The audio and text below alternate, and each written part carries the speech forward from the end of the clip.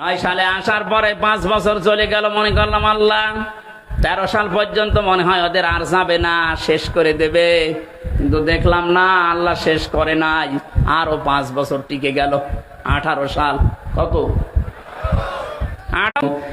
খায়রুল লিআনফুসিহিম ইন্নামা নুমলি লাহুম লিয়াজদাদু ইসমা ওয়া লাহুম আযাবুন। আছে দেখেন, মিল যাচ্ছে। আল্লাহ পাক বলেন, মানুষগুলো যখন আমার আয়াতগুলো আস্তে আস্তে বলতে বলতে নিজেকে পর্যন্ত ভুলে গেছে। 15.5 বছরে নিজে কি ও তাও মনে নেই। এর শেষের দিকে জানিয়েছেন, ফাকতিয়া দাবিরুল কওমিল্লাযিনা যালামু, আমি আল্লাহ নিজে জালেমদের যত শিকড় ছিল সব কেটে সাফ করে দিয়েছি। সুতরাং এদেশে জালেম 1000 কোটি টাকা মারিং কাটিং করিস, আর সে পালিয়ে যাচ্ছে কি করে দেখেছেন? শিকড় যদি থাকতো তো ওটা ধরে থাকতে পারতো না, শিকড়ই নেই। দাড়ি পর্যন্ত কেটে ফেলেছে নবীর সুন্নাতকে। তাহলে বদালা কাবিল লা আখাযনা মিনহু বিল ইয়ামিন।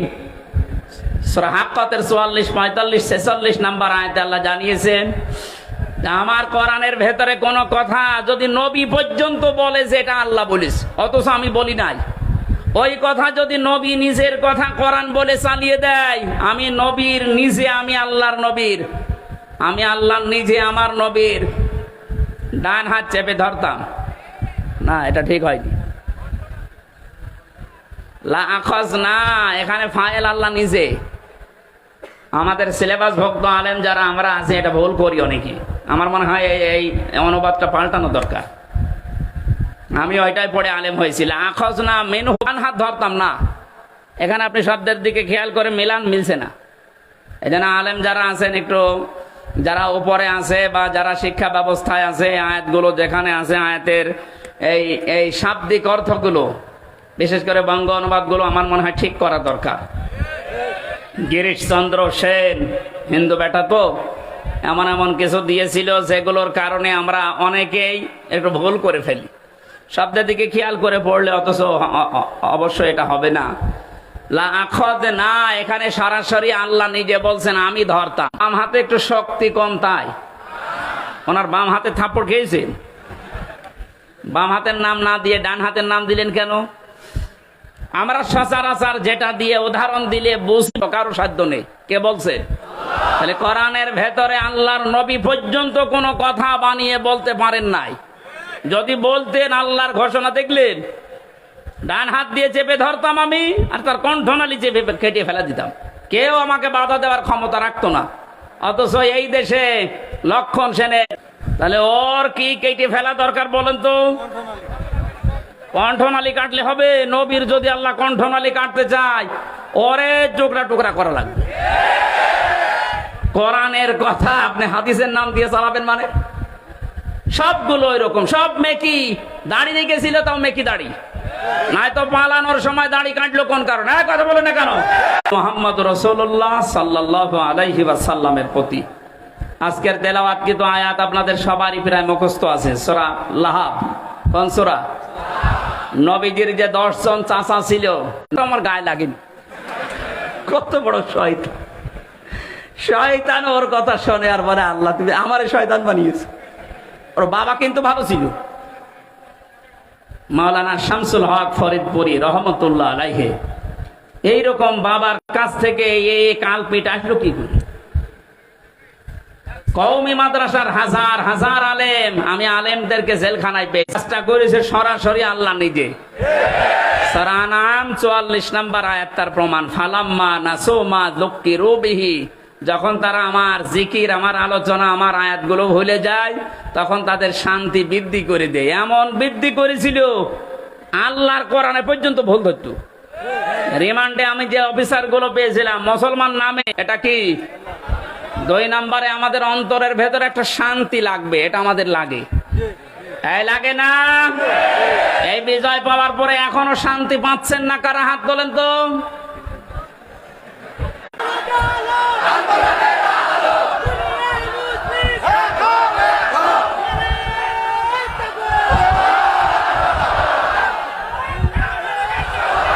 আলহামদুলিল্লাহ, আমরা নিয়ামত শুকরিয়া আদায় কিভাবে করে? আয়াতটা পাবেন সূরা ইব্রাহিমের 7 নম্বর আয়াতে।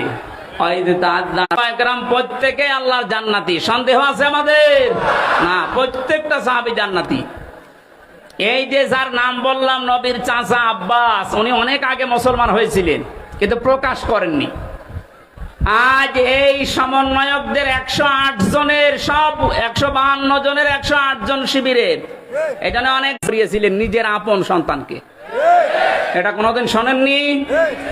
হযরত ইব্রাহিমকে নিজের মা পরিচয় গোপন করে লালন পালন করেছিলেন।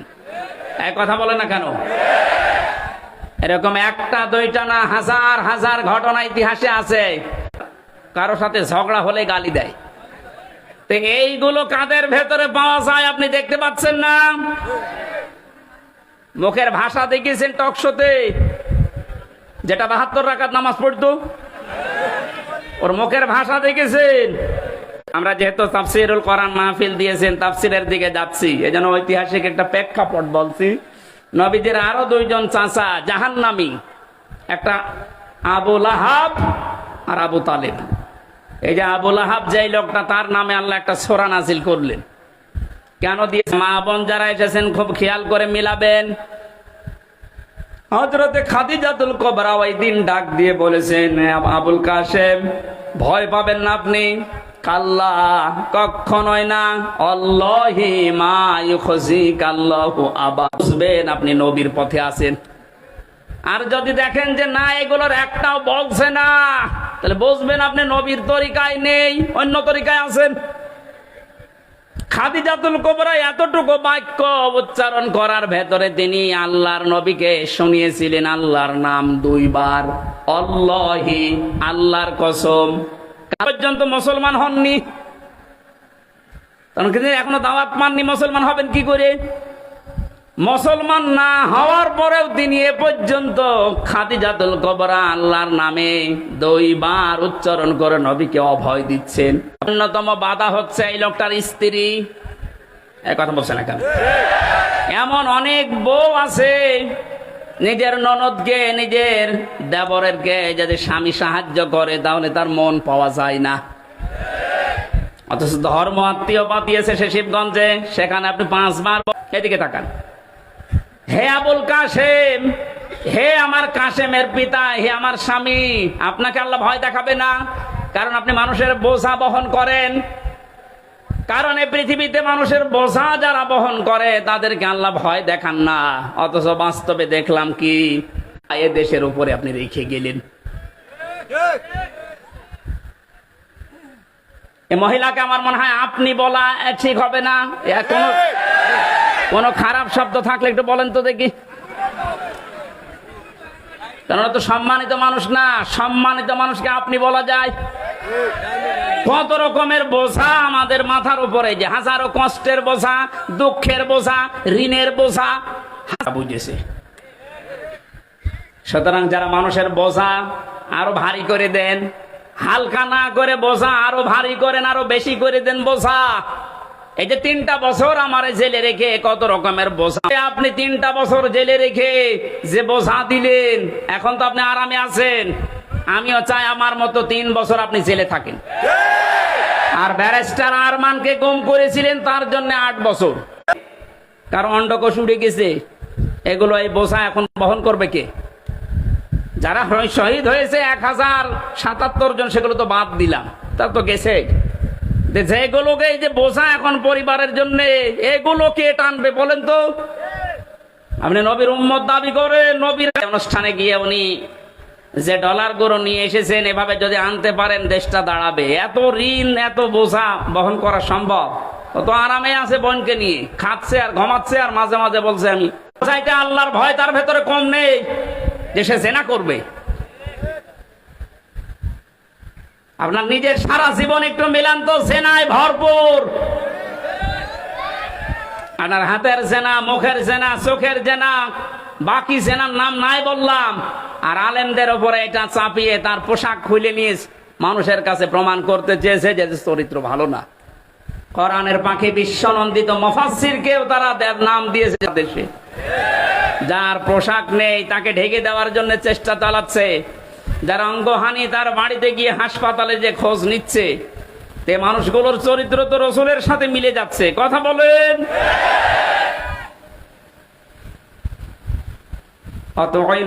দিয়েছে 15 বছর লাগবে না, মাত্র 10 বছর আমাদের হাতে দেন, চাঁদাবাজ এ নাম বাংলাদেশে থাকবে না। একটু বিশ্বাস হয় না আপনাদের? একটু দিয়ে দেখেন না কেন, কত মানুষের নাম তো শুনলাম আমরা, কেউ পারে নাই। আমি সাধারণ মানুষ হিসাবে আহ্বান জানাচ্ছি, এবার আমরা দিতে চাই। কথা বলেন। যে জরিপটা শোনালাম, 100 জনের 14 জন জালেমদের অনুসারী, এখনো 100 জনের 28 জন ওই থালা থালা, আর 100 জনের 58 জন এখন চাচ্ছে ইসলাম কায়েম হোক। এটা মাত্র এই 1.5 মাসের ব্যবস্থা। পাহাড়ের উপরে উঠে তিনি ইয়া সাবাহা ইয়া সাবাহা বলে ডাক দিলেন। তিনি একটা লাল কাপড় উড়িয়ে দিয়েছিলেন। এটা ছিল ওই জামানার এই স্যাটেলাইট। কারণ এখন তা বিপদে আছে, সবাই গিয়ে পাহাড়ের পাদদেশে হাজির। বিশ্ব নবী তখন ডাক দিয়ে বললেন, হে আমার জাতির লোকেরা, আমি যদি বলি এই পাহাড়ের পাদদেশে একদল সৈন্য আছে, তোমাদেরকে আক্রমণ করবে তারা, তোমরা কি বিশ্বাস করো আমার কথা? এক বাক্যে সবাই বলেছে, হ্যাঁ মোহাম্মদ, জীবনে তোমাকে আমরা মিথ্যা কথা বলতে শুনিনি, অবশ্যই বিশ্বাস করব। সঙ্গে সঙ্গে তারা পনেই চাচা আবুল আহাব ও ছিল একটু পেছনে, নিজে মাটির উপর থেকে একটা পাথর তুলে নিয়ে আল্লাহর নবীর দিকে নিক্ষেপ করেছে আর বলেছে, তাব্বালাকা লিহাদা জামাতানা ইয়া মুহাম্মদ, হে মোহাম্মদ তুই ধ্বংস হয়ে যা, এই জন্যে আমাদেরকে তুই একত্রিত করলি। জোরে বলেন নাউজুবিল্লাহ। আল্লাহ রাব্বুল আলামিন সহ্য না করে সঙ্গে সঙ্গে তার নামে আয়াত নাজিল করেছেন, তাব্বাত ইয়াদা আবি লাহাবি ওয়া তাব। আয়াতের প্রথম অংশে আল্লাহ ধ্বংস কামনা করলেন, তা আদবি করে আল্লাহ তাদেরকেই ধ্বংস করে দেয়।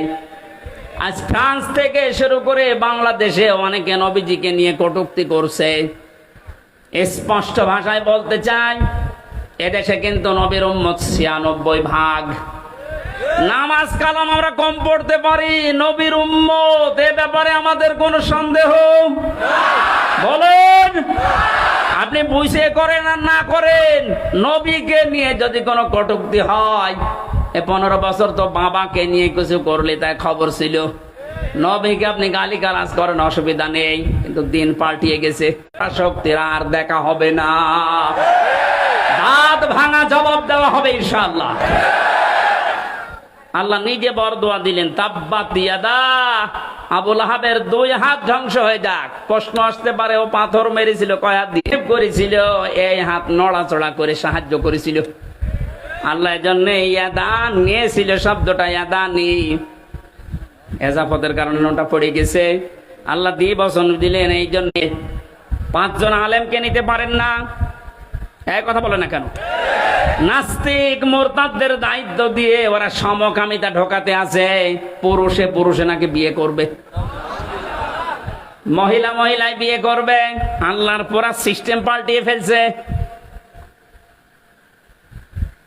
কোন জাতি কোন সৃষ্টি যদি তার নিজের আকৃতি পাল্টিয়ে ফেলে, তাকে মেরে ফেললেও কোনো গুনাহ নেই। এটা আমি বানিয়ে বললাম?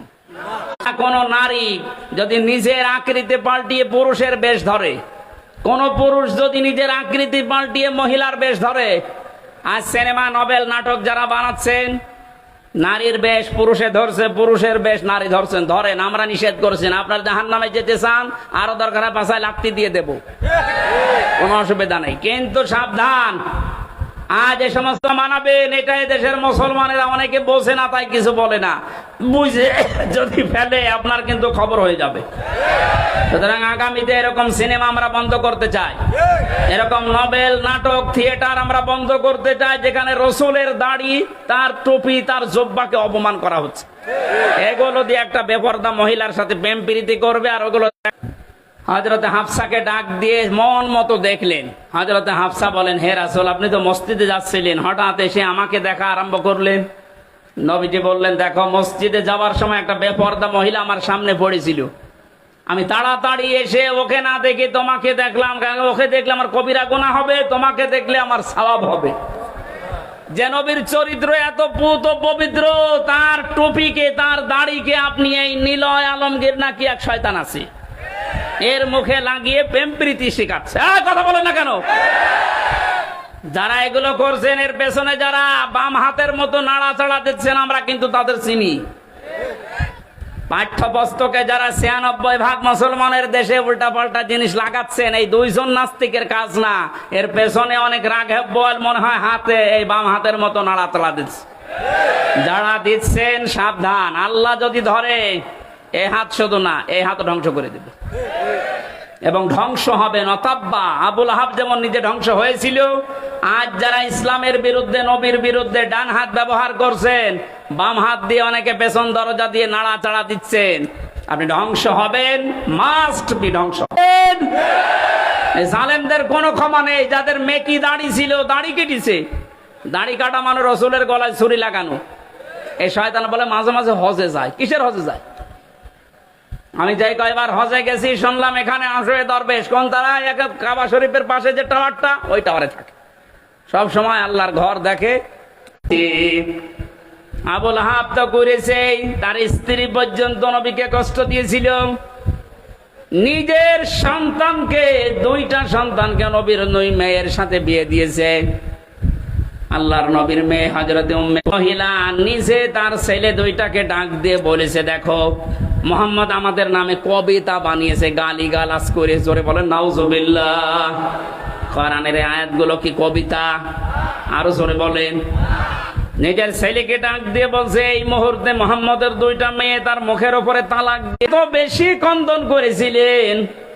ছেলে দুইটা তার মায়ের কথা শুনে তার স্বামীকে দিয়ে এই কাজ করিয়ে দুইটা মেয়েকে তালাক দিয়ে নবীজির বাড়িতে ফেলে দিয়ে আসলেন। নবীজি ডাক দিয়ে বললেন, আল্লাহ পাক তুমি দুইটা কুকুর পাঠাও এই দুইজন মানুষের জন্য। এত বড় কঠিন অবস্থায় আমার দুইটা মেয়েকেও আমার পরিবারে দিয়ে গেল তালাক দিয়ে। আল্লাহর নবীর কথা শোনার পর ওরা বাড়িতে গিয়েছে, বাগে খাবে। আবুল আহাবের স্ত্রী উম্মে জামিল ডাক দিয়ে বলছে, সন্তান এতক্ষণ যা বলছিলে শুনছিলাম ভালোই লাগছিল, এখন যেটা বললে এটা তো কেমন লাগে? কারণ ও ছেলে যা বলে তাই হয়ে যায়। তোমাদেরকে খুব সাবধানে রাখা লাগবে। ইয়ামেন থেকে হাদিসে স্পষ্ট নিষেধ, তাবিজ ব্যবহার করা যাবে না। কেউ যদি ঝাড় ফুঁক করতে চান, সূরা নাস, ফালাক আর সূরা ফাতিহা পড়ে আপনি ফু দিতে পারেন, এতটুকুই যথেষ্ট। এটা নবীজি সাহাবীরা করতেন। তাবিজ কবজ লাগে। প্রথমে এসে আবুল আহাবের এবং ওর যে পাহারাদার ছিল তাদের মুখ শুকেছে, দেখে না, এক লাফে উপরে গিয়ে দেখে দুইটা ছেলে ঘুমিয়ে আছে। বুক চিরে রক্ত পান করে যখন বেরিয়ে যাচ্ছে, আবুল আহাব তখন তাকিয়ে দেখছে যে যা সব শেষ। নবীজি যা বলেছিলেন যে দুইটা, উনি বলেছিলেন জালেমদেরকে দেশে ইঁদুরের গর্ত তোমরা পাবে না, ঠিক পাচ্ছে না? ইঁদুরের গর্তে জায়গা আছে ওদের? বলেছিলেন যে এই দেশে নাড়া দেওয়া হবে, দিল্লি মামুগার বাড়ি গিয়ে পড়বা, একেবারে তাই পড়িস। ৩ নাম্বার, ওনার একটা স্বপ্নের কথা মাঝে মাঝে বলতেন, এই দেশে জালেমদের নাকের উপরে কোরআনের পতাকা পথ করে উড়বে। পর্যন্ত ধুকে ধুকে মারা যায়, পড়েছিল, পচে গলে দুর্গন্ধ বের হচ্ছিল। আশপাশের লোক এসে তার আত্মীয় স্বজন যারা আছে তাদেরকে ডাক দিয়ে বলছে, আপনারা কি মানুষ? নিজের বাবা এইরকম অপমান করে বিদায় দেবেন? হাম্মালাতাল হাতাব ফি জিদিহা হাবলুম মিন মাসাদ। এই মহিলার নামে আল্লাহ এই দুইটা আয়াত নাযিল করলেন। এই কারণে পৃথিবীতে যত মহিলা নবীকে কষ্ট দিয়েছে তার ভেতরে এই মহিলা 1 নাম্বার। এত বেশি কষ্ট দিত নবীকে, তার স্বামীকে। বিশ্বনবী সবচাইতে বেশি কষ্ট পেয়েছিলেন এই দুইজনের দ্বারা ইসলাম প্রচার করতে গিয়ে। এই জন্য আল্লাহ আবু সেহেলের নামে কোরআনে আবু সেহেল নামে কোন সূরা দেয়নি। আছে সূরা আলাকের কথা যেন কেউ না বলে। নবী তো নেই, নবীর ওয়ারিসরা আছে। কথা বলেন না কেন? নবীর এই ওয়ারিসদের বিরুদ্ধে যারা আজ মৌলবাদ ছড়াচ্ছেন, আপনাদেরকে আমরা সাবধান করেছি, আর কোনদিন এই শব্দ দিয়ে নবীর ওয়ারিসদেরকে গালি দেবেন না। আপনারা কেন দিচ্ছেন আমরা জানি। আপনারা কোন অন্যায় কাজ তার সামনে হচ্ছে, শরীয়ত বিরোধী, ইসলাম বিরোধী কাজ, তার ইমানের প্রথম দাবি হচ্ছে সে যেন হাতের দ্বারা বন্ধ করে দেয়। হাত মানে শুধু এই হাত না, ক্ষমতার, পাওয়ারের, টাকা পয়সার, প্রভাব প্রতিপত্তির। সুতরাং এখন যেহেতু উন্মুক্ত দুনিয়া, এদেশে কোনো অন্যায় হবে। দ্বিতীয় নম্বরে যদি হাতের দ্বারা কাজ না হয়, নবীজি বলেন সে যেন প্রতিবাদ করে মুখে, যেটা এখন আমরা অধিকাংশ মানুষ করছি। এটা জারি রাখা লাগবে জালেমদের বিরুদ্ধে। কোন জালেম যেন কিয়ামতের আগে চেয়ারে এসে আর বসতে না পারে। জালেমদের তালিকা করে করে মোড়ে মোড়ে দোকানে দোকানে টাঙিয়ে দেন। কোন জালেম যেন আর মাথা উঁচু করে দাঁড়াতে না পারে। কথা বলেন। এটাও যদি আমরা না পারি, শেষ পর্যন্ত অন্যায় দেখে যেন অন্তত ঘৃণা করি, অন্তর দিয়ে আর এটা চেষ্টা করি কি করে এটা বন্ধ করা যায়। ইমান, নবীজি বলেন এটা ইমানের একেবারে সর্বনিম্ন পর্যায়। এইটাও যদি না থাকে, বুঝবা তোমার ইমান নেই, তুমি একটা বেঈমান। আল্লাহ আমাদেরকে যেন বেঈমানের খাতায় নিয়ে না যায়। ইমানের এই তিনটা স্তরের যে স্তরে আমরা পারি, প্রথমটা পারলে তো ফার্স্ট ক্লাস, দ্বিতীয়টা পারলে সেকেন্ড ক্লাস, শেষেরটা পারলে থার্ড ক্লাস। অন্তত যে কোনো একটাই তো থাকতে পারি নাকি? আজকের এই কাজটা যেহেতু একটা ভালো কাজ, কোরআন প্রচারের কাজ, তাআওয়ানু আলাল বিররি ওয়াত তাকওয়া, ভালো কাজে একে অন্যকে সাহায্য করো। আপনারা নিজেরা করেননি, ওরা করেছে, ওনারা সাহায্য চাচ্ছে, আপনাদের সামর্থ্য মতো দিয়েছে। এখন যারা যাচ্ছে ওদের কাছে অন্তত এই আয়াতটা মেনে নিয়ে কিছু সর্বশেষ একটু দিয়ে যান। যারা যাচ্ছে যান, আপনারা বের করে রাখেন, সর্বশেষ দিয়ে যান। সুবহানাল্লাহ, আলহামদুলিল্লাহ।